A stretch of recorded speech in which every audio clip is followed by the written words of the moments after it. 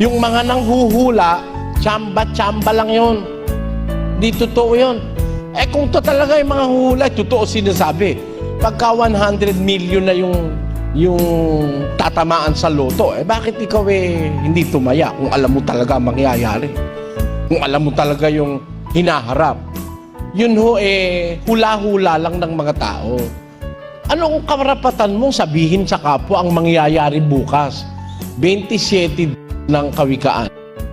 Huwag mong ipaghambog ang kinabukasan sapagkat hindi mo nalalaman kung ano ang ilalabas ng ibang araw. Yun. Ang sabi ng Biblia, huwag mo ang wikang ipaghahambog ang kinabukasan. Kasi hindi mo naman nalalaman ang ilalabas ng ibang araw. Yun ang sabi sa kasulatan. Kaya, kung kayo po ay mag-iisip, tayo'y mag-iisip, walang karapatan o kapangyarihang ibinigay ang Diyos sa tao para malaman yung kinabukasan. Yung kinabukasan, yung bukas na mangyayari bukas. Ang bukas po, yan ang pinakamalapit na hinaharap The nearest future is tomorrow. The changing of a day. Yan ang maaaring alam mo mangyayari after an hour. Ako, naguguni-gunita ko after an hour. Ngayon, after an hour, matatapos tayo rito.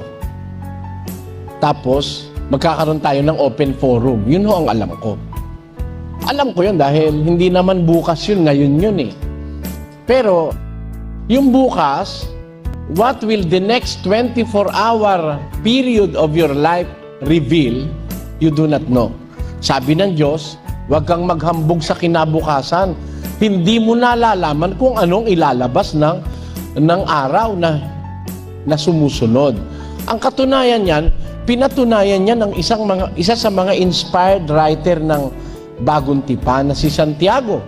Pakinggan niyo naman ang sabi ni Santiago sa salita rin ng Diyos. Kayo ngang hindi nakaalam ng mangyayari bukas. Hindi niyo alam ang mangyayari bukas. Sabi ni Santiago. Ano ang inyong buhay?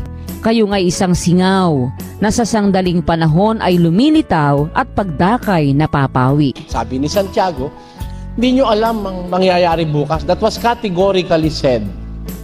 And that's an inspired statement of James.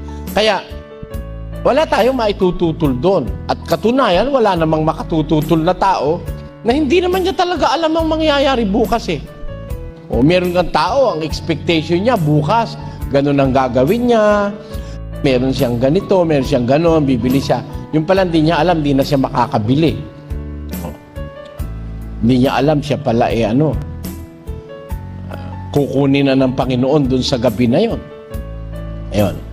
Kaya po, sa puntong ito, gusto kong ipaunawa sa inyo, Diyos lang ang may kapangyarihang magsabi nung mangyayari bukas. Sabi ni Kristo, bago pa mangyari, sinasabi ko, upang kung mangyari na, magsisampalataya kayo.